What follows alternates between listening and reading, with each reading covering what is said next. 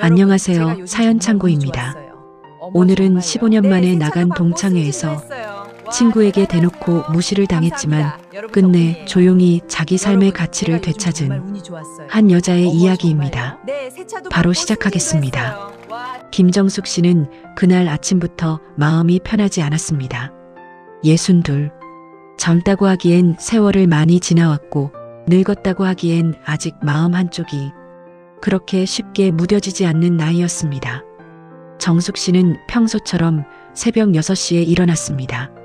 주방 창문을 열고 전날 담가둔 보리차를 냉장고에 넣고 작은 냄비에 된장국을 데웠습니다. 남편 한재윤 씨가 병원에 나가는 날이면 정숙 씨는 늘 이렇게 하루를 시작했습니다. 누가 시켜서 하는 일은 아니었습니다. 그저 오래 살다 보니 몸에 밴 일이었습니다. 재윤 씨는 65이었습니다. 지역에서 꽤 알려진 한빛 종합병원의 병원장이었지만 집에서는 말수가 적고 조용한 남편이었습니다. 아침밥을 먹을 때도 신문을 크게 펼치지 않았고 밥상 앞에서 병원 이야기를 길게 늘어놓는 사람도 아니었습니다.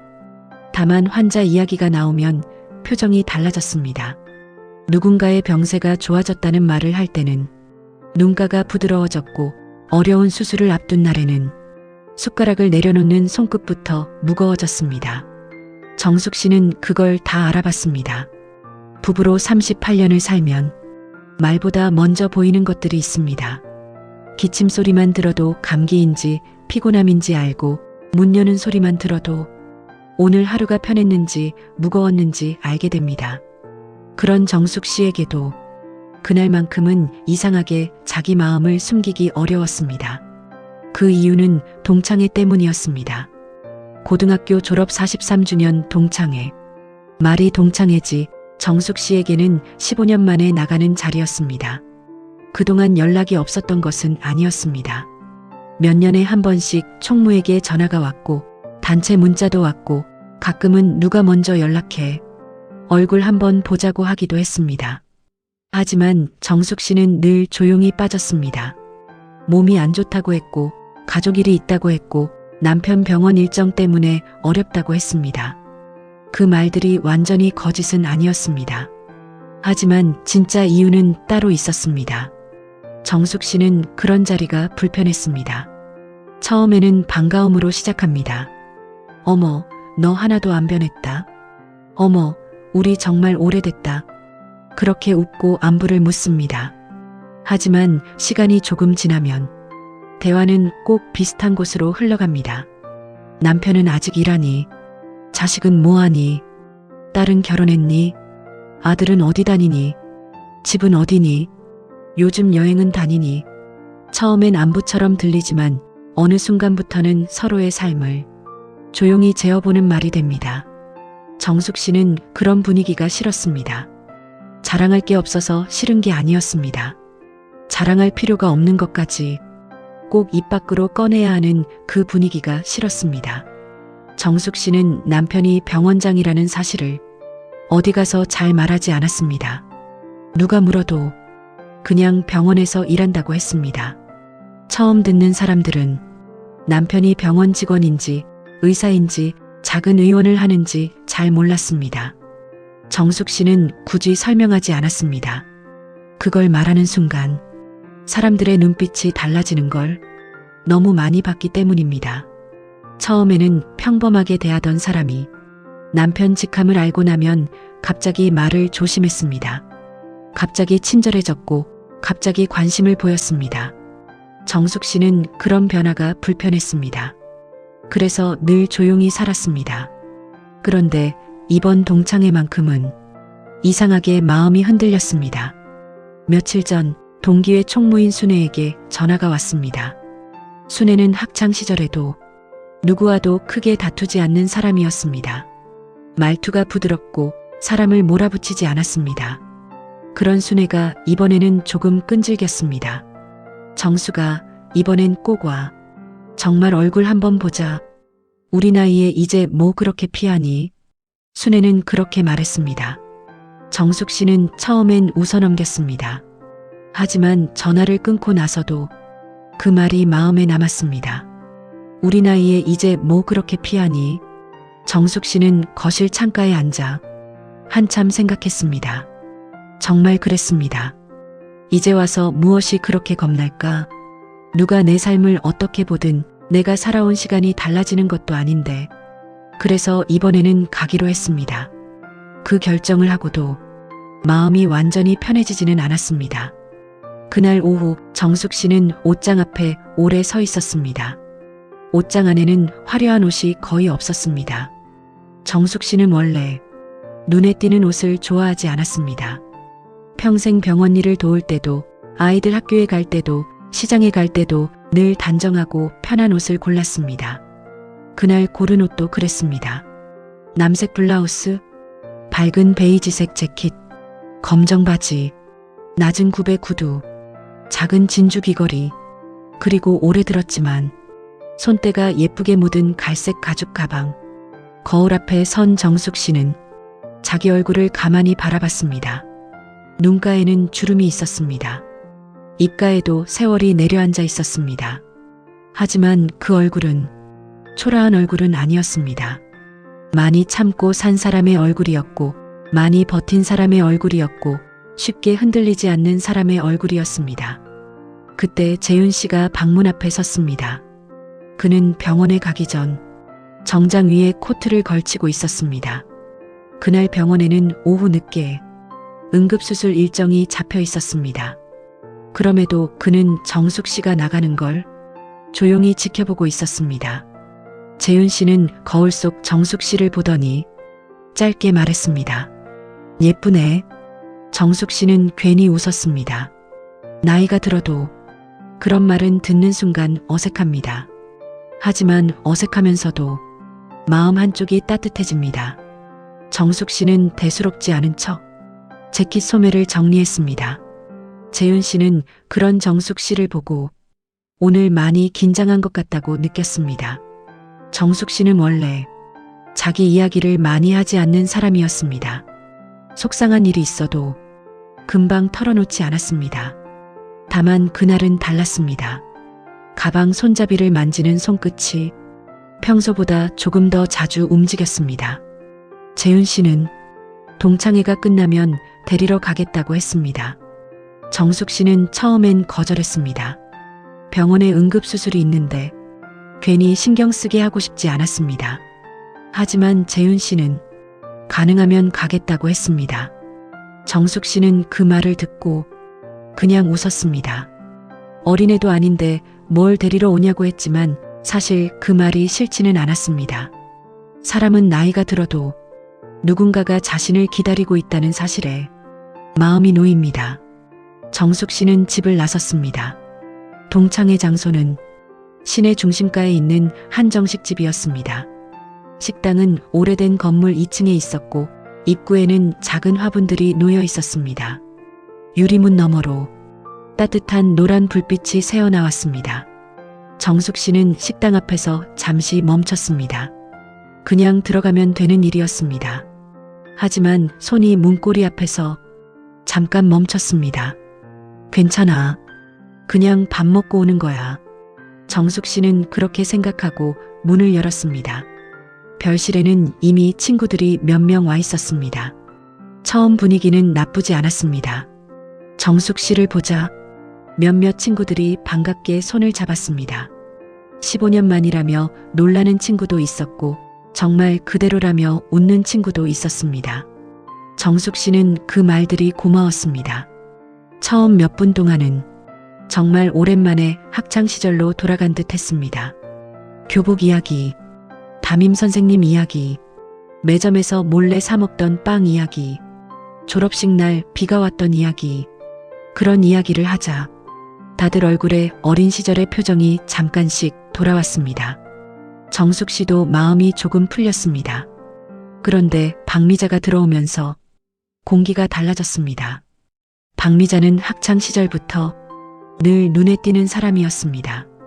말이 많고 옷차림도 화려했고 무리의 중심에 서는 걸 좋아했습니다. 나쁘게 말하면 어디서든 자기 존재감을 확인받아야 하는 사람이었습니다. 그날도 미자는 가장 늦게 들어왔습니다. 붉은 빛이 도는 갈색 머리를 굵게 말고 크림색 재킷에 화려한 스카프를 두르고 있었습니다. 손목에는 반짝이는 팔찌가 여러 개 있었고 손가락에는 큰 반지가 끼워져 있었습니다. 미자가 문을 열고 들어오는 순간 몇몇 친구들의 시선이 한꺼번에 그쪽으로 갔습니다. 미자는 익숙하다는 듯 웃었습니다. 마치 그 시선이 당연하다는 얼굴이었습니다. 그녀는 방을 둘러보다가 정숙 씨를 발견했습니다.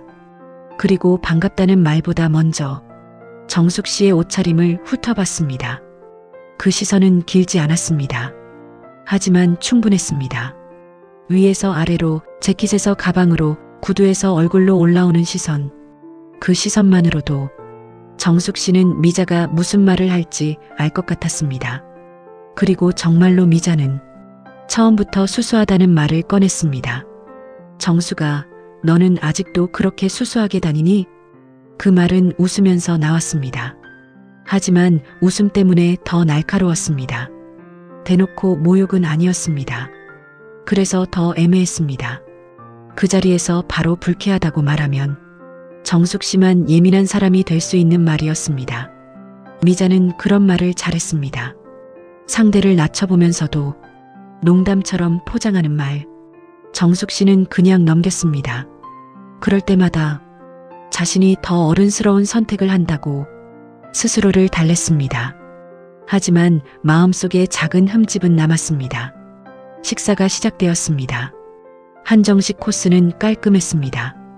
잡채, 전, 생선구이, 갈비찜, 된장찌개가 차례로 나왔습니다. 친구들은 음식 이야기를 하다가 자연스럽게 가족 이야기로 넘어갔습니다. 처음엔 평범했습니다. 손주가 말을 배우기 시작했다는 이야기, 남편이 은퇴하고 집에만 있어 답답하다는 이야기, 무릎 수술을 했다는 이야기, 건강검진에서 혈압이 높게 나왔다는 이야기. 그런 이야기는 정숙 씨도 편하게 들을 수 있었습니다. 그러다 미자가 자기 아들 이야기를 꺼냈습니다. 미자의 큰아들 박민호는 올해 33이었습니다. 대학병원에서 수련을 마치고 새 병원을 알아보는 중이라고 했습니다. 미자는 그 이야기를 하는 순간 목소리가 달라졌습니다. 고생했다는 말을 하면서도 눈빛에는 자부심이 가득했습니다. 아들 하나 의사 만들기가 얼마나 힘든지, 학원비와 기숙학원비가 얼마나 들었는지, 의대 입시 때 온 집안이 어떻게 움직였는지, 대학병원에서 얼마나 고생했는지 미자는 길게 이야기했습니다. 그 말 자체가 나쁜 건 아니었습니다. 자식이 잘 되면 부모가 자랑하고 싶은 마음도 당연했습니다. 문제는 그 다음이었습니다. 미자는 자기 아들 이야기를 하다가 자꾸 정숙 씨를 바라봤습니다. 마치 비교할 상대가 필요하다는 듯 했습니다. 그리고 자연스럽게 정숙 씨의 자식 이야기를 물었습니다. 정숙 씨는 짧게 대답했습니다. 큰딸은 회사에 다니고 작은아들은 대학원을 마치고 일을 하고 있다고 했습니다. 정숙 씨에게 두 아이는 그 자체로 소중했습니다. 큰딸은 남을 배려할 줄 아는 사람이었고 작은아들은 자기 길을 조용히 걸어가는 사람이었습니다. 둘 다 남에게 큰 소리칠 직함은 아닐지 몰라도 정숙 씨에게는 자랑스러운 자식들이었습니다. 하지만 미자는 그 이야기를 깊이 듣지 않았습니다. 아, 그래. 짧은 반응. 그 다음 바로 다시 자기 아들 이야기로 돌아갔습니다. 그 순간 정숙 씨는 느꼈습니다. 미자에게 대화란 서로의 삶을 듣는 것이 아니었습니다. 자기 삶이 더 낫다는 것을 확인받는 과정이었습니다. 시간이 갈수록 미자의 말은 더 노골적이 되었습니다. 정숙 씨가 예전부터 조용했다는 말, 욕심이 없었다는 말, 좋게 말하면 순하고 나쁘게 말하면 답답했다는 말, 그런 말들이 웃음과 함께 나왔습니다. 친구들 몇 명은 어색해했습니다. 하지만 누구도 제대로 말리지 않았습니다. 사람들이 불편한 말을 들었을 때 가장 많이 하는 행동은 말리는 것이 아니라 못 들은 척하는 것입니다. 그날도 그랬습니다. 누군가는 반찬을 집었고 누군가는 물을 마셨고 누군가는 휴대폰을 확인했습니다. 정숙 씨는 그 침묵이 더 서운했습니다. 미자의 말보다 친구들의 침묵이 더 차갑게 느껴졌습니다. 미자는 결국 이런 식의 말까지 했습니다. 여자는 결국 남편 잘 만나고 자식 잘 풀리면 반은 성공이라는 말. 그 말은 옛날부터 정숙 씨가 가장 싫어하는 말이었습니다. 누군가의 인생이 남편의 직함과 자식의 직업으로만 평가되는 순간 그 사람의 시간은 너무 쉽게 지워집니다. 정숙 씨는 평생을 살면서 누구의 뒤에 숨어 살았다고 생각한 적이 없었습니다. 남편을 도왔고 아이들을 키웠고 집안을 지켰지만 그 모든 일은 정숙 씨 자신의 선택과 책임이었습니다. 그런데 미자의 말 속에서는 정숙 씨 같은 사람의 인생이 그저 조용하고 별일 없는 삶처럼 취급되고 있었습니다. 그때 미자의 휴대폰이 울렸습니다. 미자는 화면을 보자마자 얼굴이 밝아졌습니다. 아들이었습니다. 미자는 통화를 하면서도 목소리를 낮추지 않았습니다. 오히려 다들 들으라는 듯 조금 더 크게 말했습니다. 아직 병원에 있느냐는 말, 지원서를 넣은 그 병원에서 연락이 올 거라는 말, 원장님이 직접 본다고 했다는 말, 민호 정도면 어디든 좋아할 거라는 말. 친구들은 또 부럽다는 반응을 보였습니다. 미자는 그 반응을 즐겼습니다. 정숙 씨는 조용히 물컵을 만졌습니다. 미자의 자랑은 단순히 자식이 잘 됐다는 기쁨이 아니었습니다. 그 안에는 자기 삶이 더 낫다는 확신이 들어 있었습니다. 그리고 그 확신을 확인하기 위해 미자는 계속 주변 사람들을 내려다보고 있었습니다. 식사가 중반을 넘어갈 때쯤 미자는 드디어 남편 이야기를 꺼냈습니다. 정숙 씨 남편은 아직 일하느냐고 물었습니다. 정숙 씨는 짧게 대답했습니다. 병원에서 일한다고. 미자의 눈빛이 변했습니다. 병원이라는 말에 호기심이 생긴 듯 했습니다. 의사냐고 물었고 정숙 씨는 그렇다고 했습니다. 그러자 미자는 더 파고들었습니다. 어느 병원이냐? 개업했느냐? 봉지개냐? 작은 병원이냐? 요즘은 의사도 다 의사 나름 아니냐? 그 말이 나오자 옆에 있던 순애가 얼굴을 찌푸렸습니다. 하지만 미자는 멈추지 않았습니다. 정숙 씨는 더 이상 자세히 말하지 않았습니다. 그냥 의료 쪽 일을 한다고만 했습니다. 그러자 미자는 웃었습니다. 그 웃음에는 궁금증보다 우월감이 더 많았습니다. 정숙 씨는 그 웃음을 보며 속으로 조용히 생각했습니다. 이 친구는 정말 하나도 변하지 않았구나. 그 순간 정숙 씨의 머릿속에는 오래된 장면들이 떠올랐습니다. 23세 정숙 씨, 하얀 간호복을 입고 병원 복도를 뛰어다니던 시절이었습니다. 그때 정숙 씨는 잠이 늘 부족했습니다. 야간 근무를 마치고 돌아오면 해가 떠 있었습니다. 남들이 출근하는 시간에 퇴근했고 남들이 저녁을 먹는 시간에 다시 병원으로 갔습니다.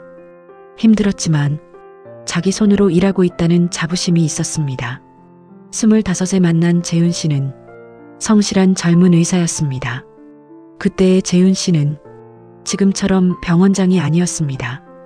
가난했고 늘 책임감에 눌려 있었고 환자 한 명 한 명에게 너무 마음을 쓰는 사람이었습니다. 정숙 씨는 그런 재윤 씨가 좋았습니다. 겉으로 화려한 사람은 아니었지만 사람을 쉽게 대하지 않는 태도가 있었습니다. 두 사람은 결혼했습니다. 하지만 시작은 넉넉하지 않았습니다. 월세방에서 살았고 전기요금과 가스요금을 계산하며 살았습니다. 재윤 씨가 작은 의원을 열었을 때는 그야말로 버티는 날들의 연속이었습니다. 간판을 달고 기계를 들이고 직원을 뽑고 약품을 들이는 모든 일에 돈이 들어갔습니다. 환자가 적은 날이면 정숙 씨는 밤새 장부를 받습니다. 수납도 정숙 씨가 했습니다. 전화도 받았습니다. 직원 월급 계산도 했습니다. 약품업체와 통화하고 밀린 결제일을 미루고 환자 보호자에게 설명하고 아픈 시어머니까지 돌봤습니다. 아이를 업고 병원 뒷방에서 장부를 정리한 날도 있었습니다. 작은 아들이 열이 나는데도 대체할 사람이 없어 수납 창구에 앉아있던 날도 있었습니다. 병원이 문을 닫을 뻔한 달에는 정숙 씨가 결혼 때 받은 예물 반지를 내놓았습니다. 재윤 씨는 그날 아무 말도 하지 못했습니다. 정숙 씨는 그에게 말했습니다. 병원만 버티면 된다고, 우리 또 벌면 된다고. 정숙 씨는 그 말을 할 때 강한 척했습니다. 하지만 돌아서서 혼자 울었습니다. 예물이 아까워서가 아니었습니다. 자기 젊은 날이 너무 빨리 무거워진 것 같아서였습니다. 그래도 버텼습니다. 밤늦게 수술을 마치고 돌아온 재윤 씨가 책상 앞에서 고개를 숙이고 있을 때 정숙 씨는 말없이 따뜻한 물을 내밀었습니다.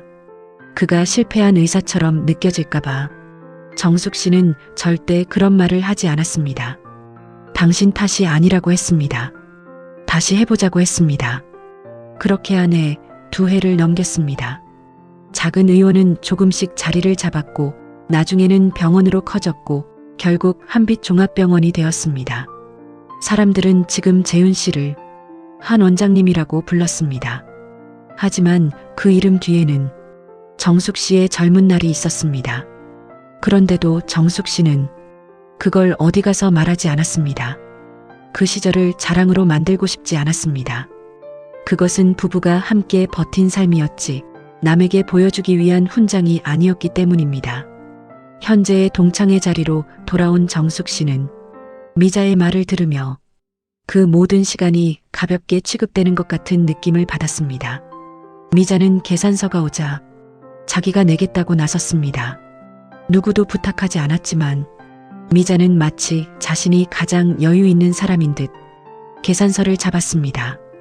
그리고 정숙 씨에게 그냥 편하게 있으라는 말을 했습니다. 그 말은 친절이 아니라 시혜처럼 들렸습니다. 정숙 씨는 더 앉아 있을 수 없었습니다. 조용히 자리에서 일어났습니다. 바람 좀 쐬고 오겠다는 말만 남기고 별실 밖으로 나왔습니다. 식당 앞 밤 공기는 차가웠습니다. 도로에는 차들이 지나갔고 가로등 아래에는 작은 그림자가 생겼습니다. 정숙 씨는 계단 옆에 서서 깊게 숨을 들이마셨습니다. 눈물이 날 것 같지는 않았습니다. 그보다 더 이상한 감정이었습니다. 분노와 서운함, 허무함과 피로감이 섞여 있었습니다. 한참 서 있는데 휴대폰이 울렸습니다. 재윤 씨였습니다. 수술은 끝났고 지금 데리러 가겠다는 말이었습니다. 정숙 씨는 처음엔 괜찮다고 하려 했습니다. 하지만 그날은 이상하게 괜찮다는 말이 나오지 않았습니다. 그래서 주소를 보냈습니다. 그 짧은 행동만으로도 마음이 조금 놓였습니다. 잠시 뒤 미자가 밖으로 따라 나왔습니다. 미자는 아직도 자기 말이 얼마나 무례했는지 제대로 모르는 얼굴이었습니다. 혹시 기분이 상했느냐고 물었지만 그 말에도 진심 어린 사과보다는 자기가 솔직한 사람이라는 변명이 먼저 묻어 있었습니다. 미자는 나이가 들면 결국 남편과 자식이 여자의 인생이라고 했습니다. 남편이 자리 잡고 자식이 잘 풀려야 여자가 어디 가서도 당당하다고 했습니다. 그 말은 정숙 씨의 가슴을 다시 한번 눌렀습니다. 정숙 씨는 조용히 물었습니다. 정말 그렇게 생각하느냐고. 미자는 망설이지 않았습니다. 그렇다고 했습니다. 우리 나이에 뭐가 더 있느냐고 했습니다. 그 순간이었습니다. 식당 앞 도로에 검은 세단 한 대가 천천히 멈췄습니다. 운전석 문이 열리고 한재윤 씨가 내렸습니다. 짙은 남색 정장 위에 검은 코트를 걸친 모습이었습니다. 수술을 마치고 바로 온 듯 얼굴에는 피곤함이 남아 있었지만 걸음은 단정했습니다. 재윤 씨는 미자에게 눈길을 오래 주지 않았습니다. 바로 정숙 씨에게 다가왔습니다. 그리고 아주 자연스럽게 정숙 씨의 상태부터 살폈습니다. 춥지는 않은지, 많이 기다리지는 않았는지, 괜찮은지. 그 눈빛은 오래 함께 산 부부만이 가질 수 있는 익숙하고 조용한 다정함이었습니다. 그때 미자의 얼굴이 조금씩 변했습니다. 처음에는 그냥 정숙 씨 남편인가 보다 하는 표정이었습니다. 그러다 재윤 씨의 얼굴을 자세히 보더니 갑자기 시선이 멈췄습니다. 별실 안에 있던 친구들도 하나둘 밖으로 나왔습니다. 정숙 씨가 괜찮은지 보러 나온 것이었습니다. 그중 한 친구가 재윤 씨를 알아봤습니다. 한재윤 원장님 아니냐고 물었습니다. 그 한마디에 공기가 순식간에 바뀌었습니다. 한빛종합병원 원장, 지역방송 건강 프로그램에도 몇 번 얼굴을 비춘 의사, 지역 의료봉사 기사에도 이름이 실린 사람, 친구들 몇 명은 그제야 재윤 씨를 알아보고 놀란 표정을 감추지 못했습니다. 가장 크게 굳은 사람은 미자였습니다. 조금 전까지 정숙 씨 남편이 작은 병원을 하느냐고 의사도 의사 나름이라고 말하던 미자는 순식간에 말을 잃었습니다. 그러나 반전은 거기서 끝나지 않았습니다.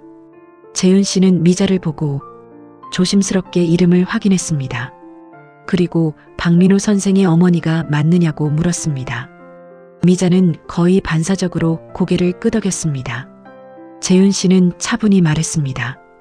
미자의 아들 박민호가 최근 한빛종합병원에 지원서를 냈고 서류를 잘 봤으며 면접 일정이 곧 안내될 것이라고 했습니다. 그 말을 듣는 순간 미자의 얼굴에서는 마지막 남은 자신감까지 사라졌습니다. 아까 통화에서 원장님이 알아볼 정도면 괜찮은 병원이라고 자랑하던 그 병원, 바로 그 병원의 원장이 정숙 씨의 남편이었던 것입니다. 친구들 사이에서는 작은 술렁임이 일었습니다. 누구도 크게 말하지 않았지만 모두가 상황을 이해했습니다. 미자는 급히 웃으려 했습니다. 정숙 씨가 말을 안 해서 몰랐다는 식으로 어색하게 상황을 넘기려 했습니다. 그때 정숙 씨가 처음으로 미자의 말을 끊었습니다. 내가 꼭 말했어야 했니? 목소리는 크지 않았습니다. 하지만 그날 정숙 씨가 한 말 중 가장 또렷했습니다. 미자는 대답하지 못했습니다. 정숙 씨는 미자를 바라보며 천천히 말을 이어갔습니다. 오늘 이 자리에 남편 자랑을 하러 온 게 아니었다고 했습니다. 친구들 얼굴을 보러 온 것뿐이라고 했습니다. 그런데 미자는 처음부터 끝까지 누구의 남편이 무엇을 하는지, 누구의 자식이 무엇이 되었는지 그걸로 사람을 재고 있었다고 했습니다. 미자는 그런 뜻이 아니었다고 하려 했지만 정숙 씨는 조용히 말을 막았습니다. 그런 뜻이었다고, 농담이었다면 이렇게 마음이 아프지 않았을 거라고. 그 말에 미자의 얼굴은 더 붉어졌습니다. 정숙 씨는 화를 내지 않았습니다. 목소리를 높이지도 않았습니다. 그런데 그래서 더 무거웠습니다. 정숙 씨는 미자의 아들이 의사가 된 것은 분명 기쁜 일이라고 했습니다. 자식이 잘 되면 부모가 기쁜 건 당연하다고 했습니다. 하지만 그 기쁨이 다른 사람을 내려다볼 이유가 될 수는 없다고 했습니다. 그리고 미자가 계속 말했던 여자는 남편과 자식이 전부라는 말에 대해 정숙 씨는 처음으로 자기 생각을 꺼냈습니다. 남편이 병원장이라서 자신이 괜찮은 사람이 된 것이 아니라고 했습니다. 자식이 어떤 직업을 가졌다고 해서 자신의 삶이 증명되는 것도 아니라고 했습니다. 자신은 자신대로 살아온 사람이라고 했습니다. 말하지 않았다고 해서 자신의 삶이 없는 것은 아니라고 했습니다. 그 말이 끝났을 때 식당 앞은 조용했습니다. 그때 재윤 씨가 한 걸음 나섰습니다. 그는 미자를 몰아붙이지 않았습니다. 누구에게도 큰 소리를 내지 않았습니다. 다만 아주 차분하게 정숙 씨가 어떤 사람인지 이야기했습니다. 그가 처음 작은 의원을 열었을 때 접수와 수납, 장부 정리와 직원 월급 계산을 정숙 씨가 맡았다는 것, 직원이 부족하던 시절 아이를 업고 병원 뒷방에서 영수증을 정리하던 날들이 있었다는 것, 병원이 어려웠을 때 정숙 씨가 자기 예물까지 내놓았다는 것, 밤새 수술을 하고 돌아온 그를 정숙 씨가 말없이 버텨주었다는 것, 그리고 지금 사람들이 자신을 원장이라고 부르는 건 결코 혼자 이룬 일이 아니라는 것. 재윤 씨는 마지막에 이렇게 말했습니다. 정숙 씨는 제 아내이기 전에 제가 가장 존경하는 사람입니다. 그 한마디에 정숙 씨는 고개를 숙였습니다. 눈물이 나려는 걸 참았습니다. 그동안 고맙다는 말을 듣지 못한 것은 아니었습니다. 하지만 다른 사람들 앞에서 자기 삶이 이렇게 인정받은 건 처음 같았습니다. 미자는 결국 고개를 숙였습니다. 말을 너무 함부로 했다고 했습니다. 정숙 씨가 그렇게 살아온 줄 몰랐다고 했습니다. 그 말에 정숙 씨는 가장 중요한 말을 했습니다. 몰라도 함부로 말하면 안 되는 거야. 그 말은 미자에게 하는 말이었지만 동시에 그 자리에 있던 모두에게 하는 말이었습니다. 사람은 모릅니다. 누가 어떤 시간을 건너왔는지, 누가 무엇을 포기했는지, 누가 무엇을 지키기 위해 얼마나 오래 버텼는지 모른다면 더 조심해야 합니다. 모르기 때문에 함부로 말하면 안 됩니다. 친구들 몇 명이 늦게나마 미안하다고 했습니다. 그때 왜 말리지 못했는지 모르겠다고 했습니다. 정숙 씨는 그들에게도 크게 화를 내지 않았습니다.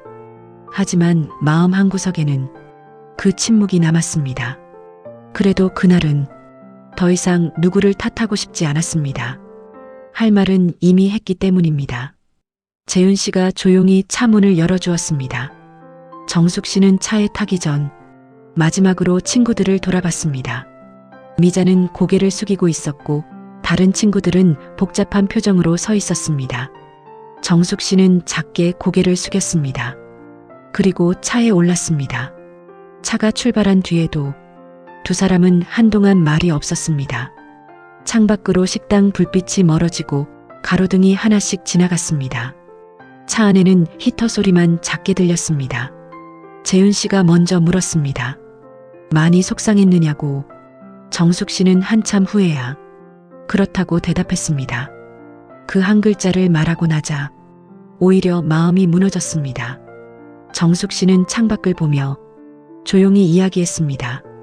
남편이 뭐 하느냐는 말, 자식이 뭐 하느냐는 말, 그런 질문들이 별것 아닌 것 같지만 그날은 그 말들이 자기 삶을 아주 작게 만드는 것처럼 느껴졌다고 했습니다. 힘들게는 살았어도 부끄럽게 산 적은 없는데 그 자리에서는 잠시 자기가 실패한 사람처럼 느껴졌다고 했습니다. 재윤 씨는 운전대를 잡고 말없이 들었습니다. 그리고 짧게 말했습니다. 정숙 씨는 실패한 사람이 아니라고.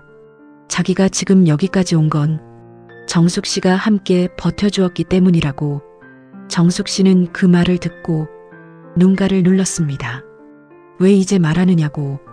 농담처럼 말했지만 그 안에는 오래된 서운함도 있었습니다. 재윤 씨는 너무 늦게 말했다고 했습니다. 앞으로는 자주 말하겠다고 했습니다. 정숙 씨는 말만 하지 말고 행동도 하라고 했습니다. 그 말에 두 사람은 오랜만에 함께 웃었습니다. 집에 돌아와 두 사람은 식탁에 마주 앉았습니다. 따뜻한 보리차를 앞에 두고 정숙 씨는 그날 자신이 깨달은 것을 말했습니다. 자신이 너무 오래 숨고 산 것 같다고 했습니다. 남편 직함을 내세우고 싶지 않았고 남과 비교되는 것도 싫어서 조용히 있는 것이 편하다고 생각했다고 했습니다. 하지만 말하지 않는다고 해서 자기 삶까지 작아지는 것은 아니었다고 했습니다. 오히려 자신이 먼저 자기 삶을 작게 접고 있었는지도 모르겠다고 했습니다. 그날 밤 정숙 씨는 화장대 앞에 앉아 진주 귀걸이를 조심히 빼두었습니다. 거울 속 얼굴은 지쳐 있었습니다. 하지만 아침보다 더 또렷했습니다. 그 얼굴은 상처받은 사람의 얼굴이었지만 동시에 무언가를 되찾은 사람의 얼굴이었습니다. 다음 날 아침 정숙 씨는 평소처럼 일어났습니다. 커튼을 열고 세탁기를 돌리고 간단한 아침을 차렸습니다. 크게 달라진 일은 없었습니다. 하지만 마음 한쪽이 조금 가벼웠습니다. 재윤 씨가 병원으로 간 뒤 정숙 씨는 혼자 시장에 나갔습니다. 꼭 살 것이 있는 건 아니었습니다. 그냥 걷고 싶었습니다.